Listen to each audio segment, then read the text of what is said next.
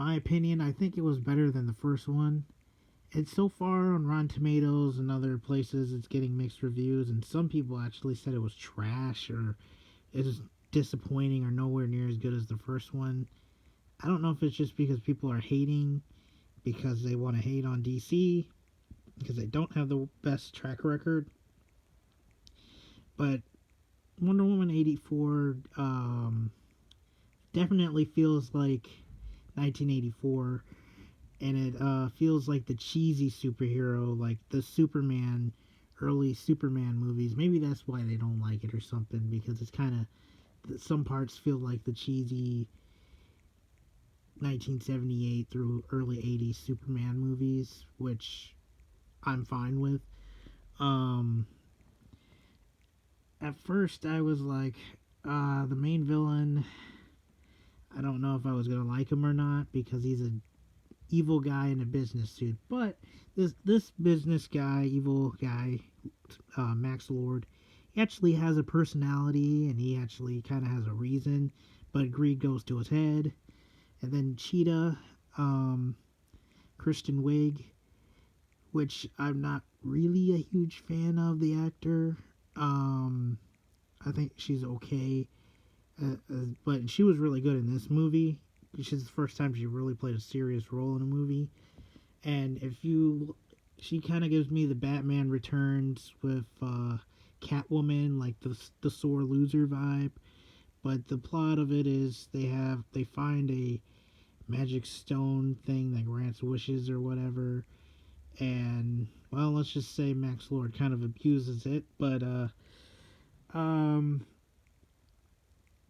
the movie, some parts of it felt like they were dragged on a little bit, like the beginning of the movie, like it was like a flashback scene.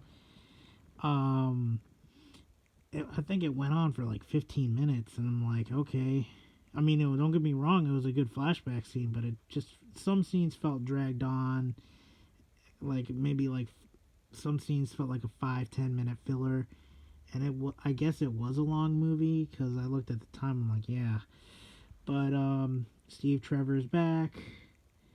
Um, and if the movie, like, they did the character justice for Wonder Woman again, I felt like she just leaped from the comic books to the big screen, especially some of the you know, some of the fight scenes. But other than like the weird, questionable, like CGI ish, like obviously green screen, blue screen ish kind of scenes, and the fight scene at the end was a little. It was like a CGI fight at the end, towards the end, but other than that, I would say it's a pretty good movie. I would give it an 8 out of 10.